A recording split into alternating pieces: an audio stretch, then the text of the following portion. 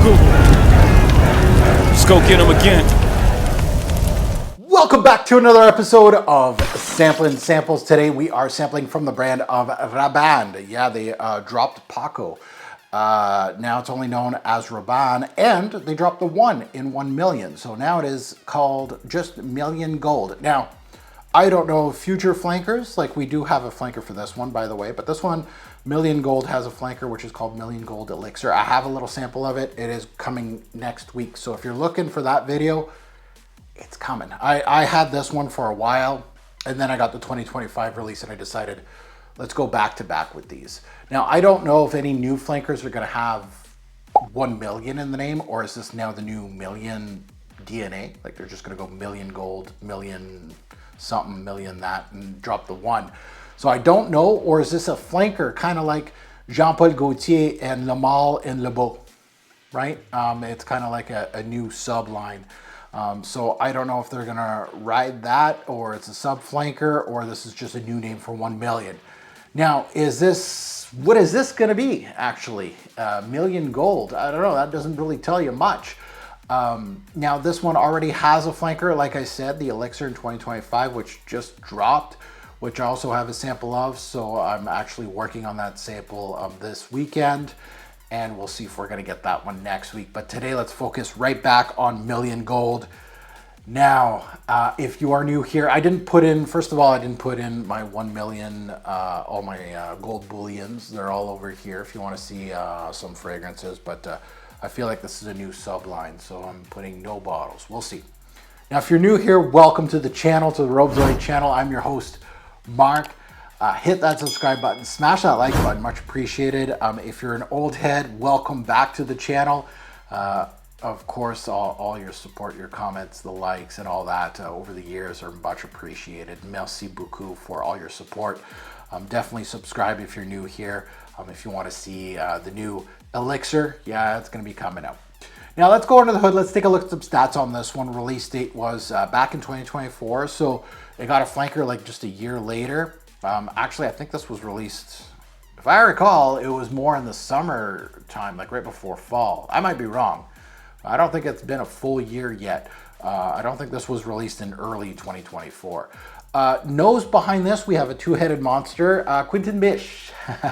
Oh, the killer of the Le Male and the killer of the 1 million line. Quentin Bisch is back.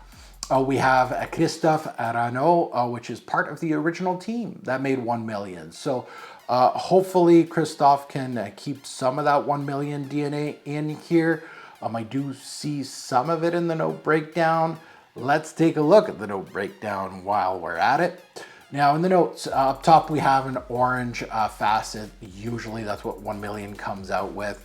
We have Mandarin in this one. In the mid, we have spices, so nondescript spices. We'll see what we get out of that. In the back end, we have cedar and sandalwood. So, before we get into anything,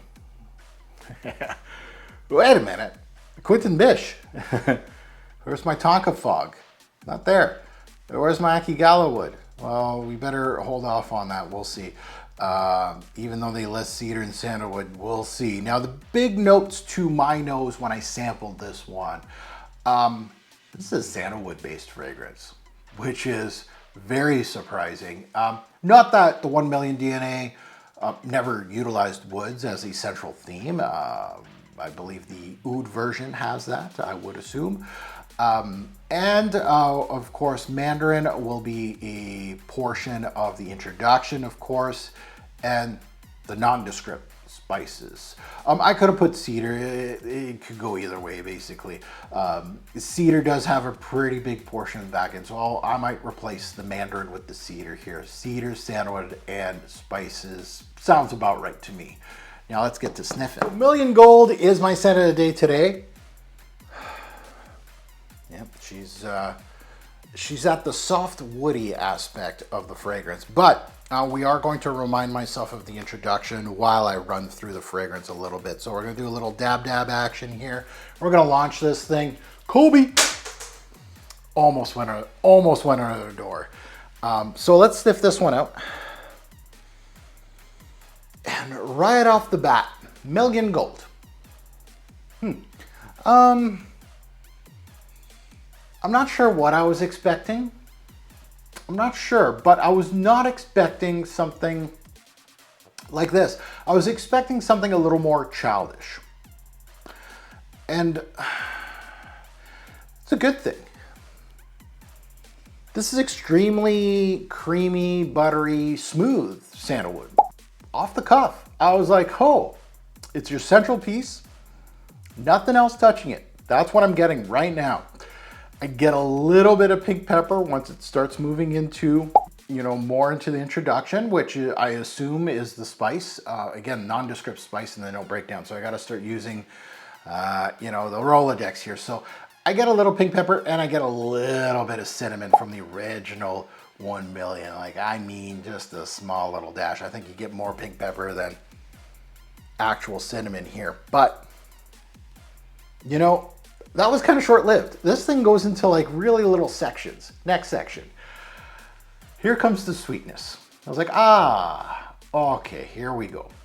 I knew it wouldn't be long. I knew it wouldn't be long that you'd get some sweetness. It has a little bit of sweetness, a little bit of playfulness from the mandarin, but that's about it. This is nicely done up top. I was just, okay, I was like, okay, this is, you know, the end of the childish version of this.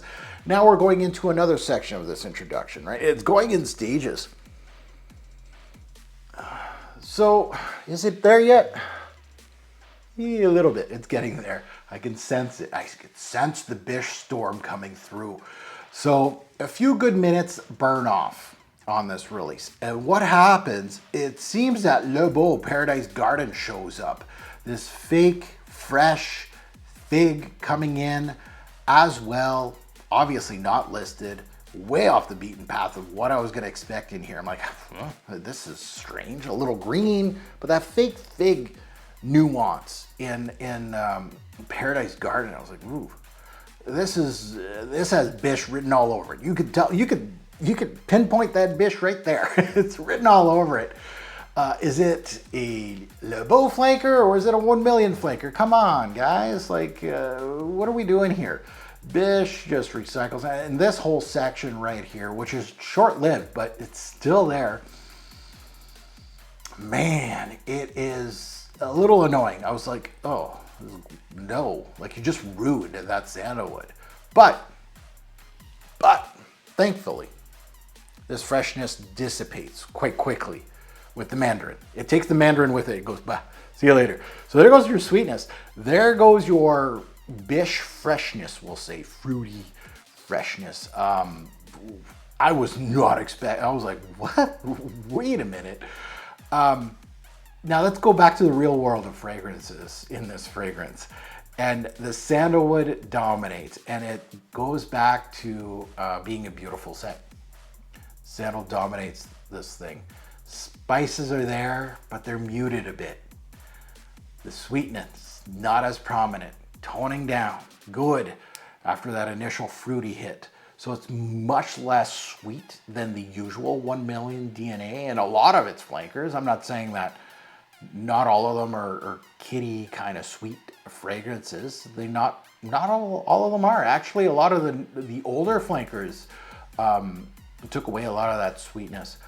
And this is very much welcomed by me. When I tested this, I was surprised. I was like, it's actually pretty good. Like, you know, I'm trying to erase from my memory the Bisch special there, the, the Paradise Garden portion of it. So you can tell this is going to be a soft, warm, woody scent profile once it gets to this. This is where it starts just mellowing out with a little bit of mild spices, which is actually quite nice. So now in the mid of the scent profile, this thing changes again. And again, these little levels are like the introduction, it was just like quite quick, right? It was just sandalwood by itself, a little pink pepper, a little bit of cinnamon. I was like, okay, this is nice. Then like, boom, right? You start getting that mandarin. So you start getting a little orange hue and you're like, okay. And then boom, you get the Bisch bomb. And then boom, you change again. So those are really small in the introduction. Boom, boom, boom, boom, boom. Now going into the mid, there's more of a gradual timeline in these changes. So the profile does change again. It went from Nice sandalwood to some sweetness. And then to some Bisch figgy stuff. To again sandalwood again and spice. So I thought that was going to be it. I was like, okay, this is pretty straightforward. The intro was kind of weird, but sure. I'll take what's right now. It's actually pretty nice. But no, I get a mild ambery glow here. A bit of rose from the original 1 million. Both not listed notes, of course. But I understand as they are very soft secondary notes. So right now, in this fragrance review, I think I'm getting way more notes that aren't listed than the actual listed notes. Going off the beaten path a little bit with this one. Which, you know, sometimes these 3-4 note designers, that's all you're really gonna get is the 3-4 notes. But then sometimes I'm just getting a boatload of things. My nose is my nose. The sandalwood here is feels thin. And I mean that like with some fragrances that have cedar and sandalwood together, the cedar almost uplifts the sandalwood, and the sandalwood sometimes has a little bit of punch. At this point, it kind of felt like the sandalwood was more like shaved pieces of wood. You know, it felt like you were almost in a workshop a little bit. But there's some smoothness there, and there's some, of course, some mild cedar backing that, and I felt a little Akigala wood too. I was like, oh, there it is. And I think it was because the sandalwood piece portion was so strong up top that I didn't see the Akigala wood, but I'm seeing it now. So it made itself its appearance, but it's not very strong because the sandalwood is still stronger than that. So it really is honestly a non-factor, even though you could just kind of say, oh, there's Bisch again.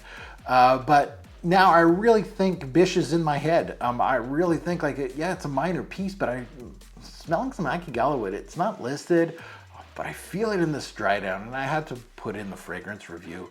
I also do get mild suede-like nuances in this back end, which is really smooth. So right now, you know, I'm counting multiple pieces from the original 1 million here, but they're all super faint to my nose, including the rose, the suede-like leather, the citruses, and the woods. Those are all here, but missing, of course, that big punch of sweetness that 1 million is known for. But keep in mind, these are mild in this fragrance. It's really all about the sandalwood. The sandalwood feels thin, but it does really, really well. Again, like shaved pieces of wood with maybe a little bit of cedar. The scent ends with a woody backdrop with mild cinnamon still sticking through, a little bit of suede backing that. That's about it. So, simple in you know, looking at face value, very simple fragrance.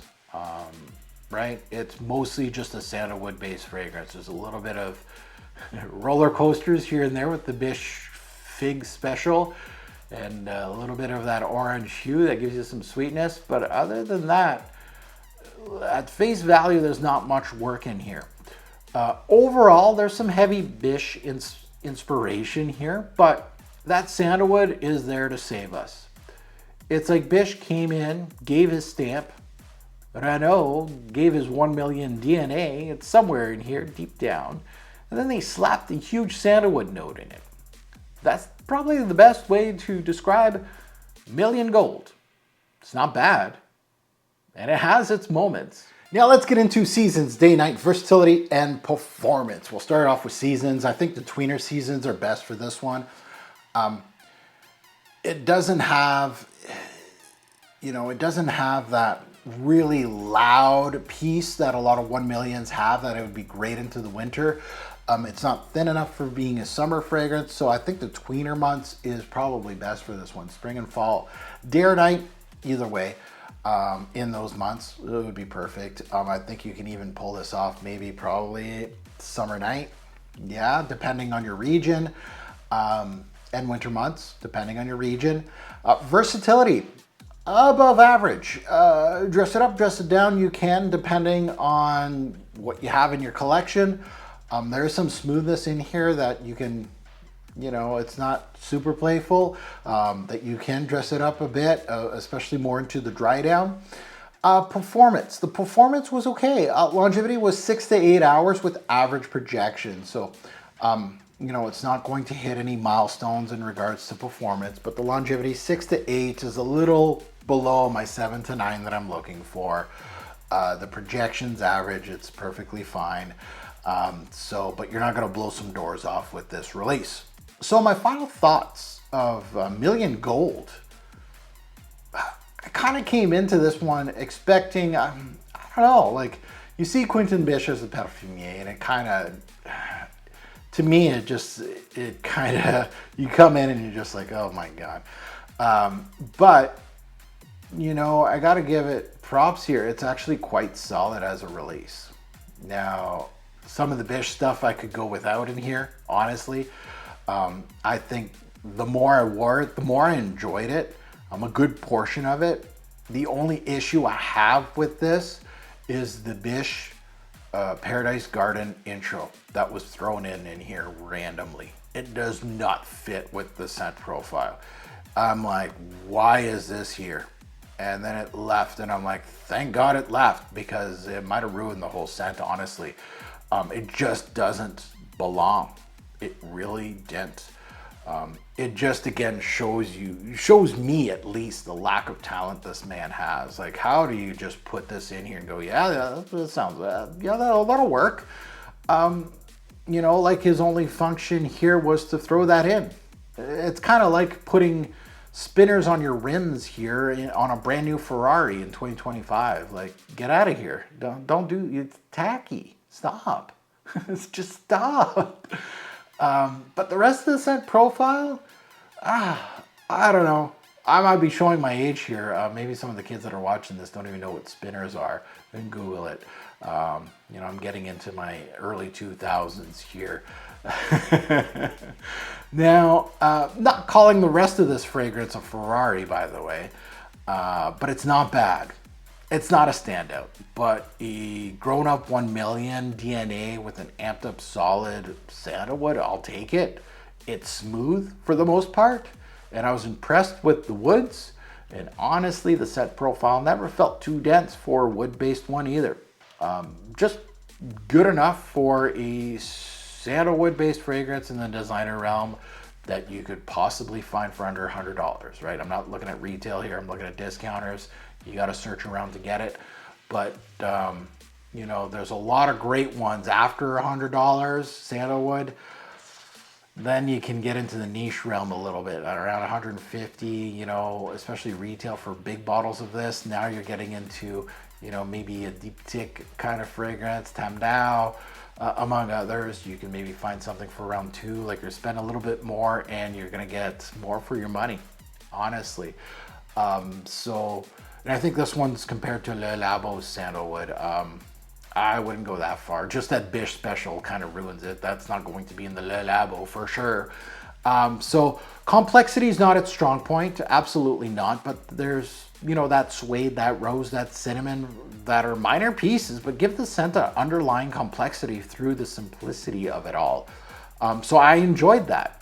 And for a guy that's like, does this, you know, I'm doing this for all of you, and I kind of dissect these things, sitting around and kind of figuring out what the scent profile is, you know, and trying to give you all these underlying pieces. That is something that's important for me. I think that what a fragrance reviewer should be doing, especially if you're doing this for your 9 to 5, you got to do a better job than I am. You just have to. Now, giving this one a score now, you know what? I wouldn't mind to add this in my collection.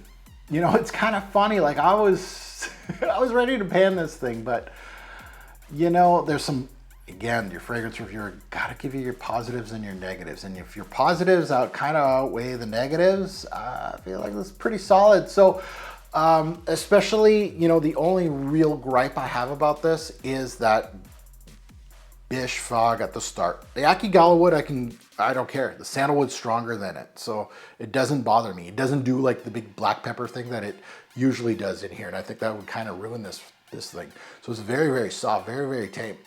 So I don't mind. Like, it's just the Paradise Garden kind of mishmash here in the intro, but it burns off so quickly. So it's kind of like this little piece that I'm like, oh, here comes the freshness. There it goes. So honestly, I think it's like a little more mature 1 million, a little bit stripped down. Yeah, but the sandalwood's good in here. If I have to give it a score, I'm going to give it an 8. It's a solid score. Like, I haven't really smelled a lot of these designer releases. Like, I just got back into this kind of thing. Like, I've been smelling new designer releases. Like 2025, I got you, basically. But 2024, I've missed a lot. This one's fantastic. It's not a 9 or a 10 designer release, but it's a solid one. Solid million flanker. Honestly, it has its faults, but it also is not bad at all. And now, not that I'm uber excited about the 2025 release, the elixir that I have a sample of that I'm going to be sniffing tomorrow and I'm going to be wearing tomorrow for the first time. But there's a little part of me going, okay, what are they going to do with this? Did Bisch return? Who's the other Perfume, or is it just Bisch now? Are they going to get rid of this, you know, Paradise Garden kind of fog in the opening? Is it going to be heavy sandalwood? Are they going to add some things? Is it going to be sweeter? So these are all things that are going into my mind now. Is this going to be the better version? I actually kind of can't wait. You know, the perfume guy in me is kind of getting excited about a designer release. Imagine that. Now that you heard my take, I'd love to see yours in the comments below. Good, bad, and the ugly, right? You don't have to agree with me. You can say this is straight up garbage. I prefer Azaro wanted. Okay. Or, you know, you can say this is a 10. Or this is super mid, that you're gonna say this is a 5 out of 10, a 6 out of 10. I don't mind that. But for designers, and I'm looking at it and I'm going, you know, versus all the other 1 millions, where there's some that are a little better than this, a lot of them are kind of lower grade than this.